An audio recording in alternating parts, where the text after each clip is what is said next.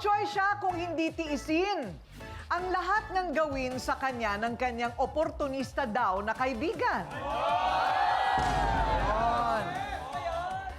Wala pa akong sinasabi. Ang dami nyo nang sinabi.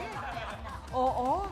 Ang kinakatakot niya kasi may pagbabanta raw ang kanyang friendship na ilalabas ang kanyang mga sikreto.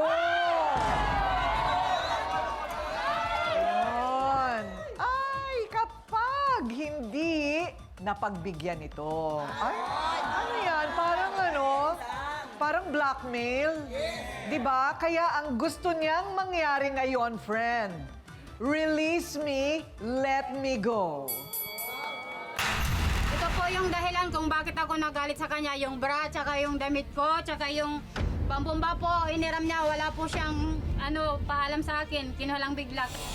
Sa kubeta, pang... Nag-uumapaw ang galit ni Maris sa kapitbahay na si Zoray. Kaya ang pambomba sa baradong inidoro sa mukha ni Zoray lumanding. Yan, si Ate Maris, pinagkatiwalaan ni Ate Zoray ng sikreto. Ang ginawa ni Ate Maris, pinagkalat sa banggahan. Ayan, nagkagulo na. Ha? Kaya naman pala. Ganito lang ngayon, kapag nanghiram ka ng gamit, kailangan ibalik mo para hindi masira ang tiwala sa'yo. Tapos, kapag ikaw ay sinabihan ng sekreto, dapat hindi mo pinagkakalat para naman hindi masira ang pagkakaibigan natin o samahan.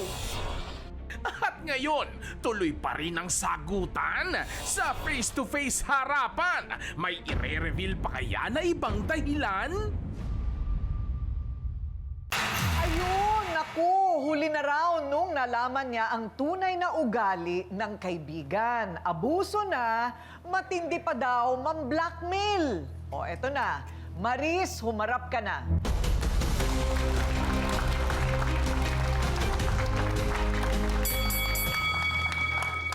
O, ano ba ang pinagkakagulumihanan mo? Para ka nalilito. Ang problema ko po, ang kapitbahay ko po na abusado pong kaibigan. Matagal mo ng Okay, matagal mo ng kaibigan. Opo, 2003 po kapitbahay na po kami. 2003, tagal na, mahigit 20 taon. Opo. Okay, tapos naging mabuti namang kaibigan. Nagbago po siya nung nung nagkano na po kami. Lumayo na po kasi ako nung nagdistansya na po ako kasi nalaman ko na po yung kaibigan ko na yan na sinisiraan niya po ako lahat sa tao tapos nangunguha po siya ng gamit, nanghihiram na wala pong paalam. Paano ka nakakasiguro na siya talaga ang kumukuha niyan? Kasi nakikita ko po na lang po sa kanya. Alam ko naman po ang gamit ko po. Tanda ko po ang gamit niya po. Ay, may tawag dyan. Ano yung mga gusto niyang isiwalat na sikreto?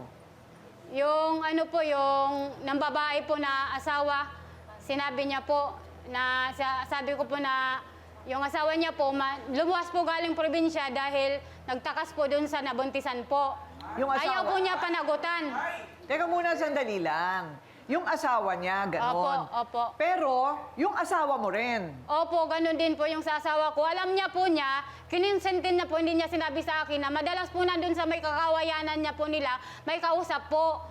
Na halos doon na lang po tumira sa kanila araw-araw pagkagaling ng trabaho, nandun sa Badulinggo, nandun po lahat ng oras po. May babae yung asawa mo. Mayroon po.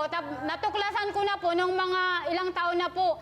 2015 po yung babae ng anak. Tapos po yung nalaman ko 2022 na po. O, yan ang kanyang panig.